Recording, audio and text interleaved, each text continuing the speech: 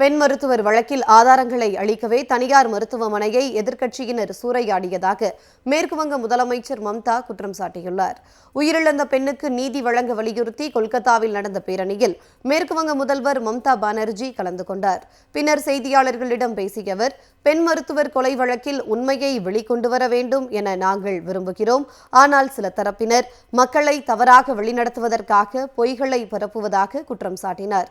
எதிர்க்கட்சிகள் சமூக வலைதளங்களில் பொய்யான செய்திகளை பரப்பி உண்மையை மறைக்க முயற்சி செய்வதாக விமர்சித்தார்.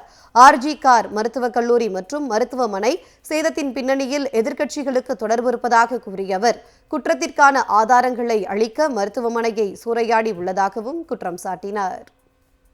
பெண் மருத்துவர் வழக்கில் ஆதாரங்களை அளிக்கவே தனியார் மருத்துவமனையை எதிர்க்கட்சியினர் சூறையாடியதாக மேற்குவங்க முதலமைச்சர் மம்தா குற்றம் சாட்டியுள்ளார்.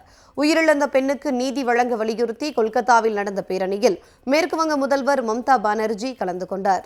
பின்னர் செய்தியாளர்களிடம் பேசிய அவர், பெண் மருத்துவர் கொலை வழக்கில் உண்மையை வெளிக்கொண்டு வர வேண்டும் என நாங்கள் விரும்புகிறோம்.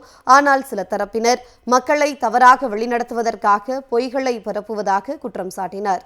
எதிர்க்கட்சிகள் சமூக வலைதளங்களில் பொய்யான செய்திகளை பரப்பி உண்மையை மறைக்க முயற்சி செய்வதாக விமர்சித்தார்.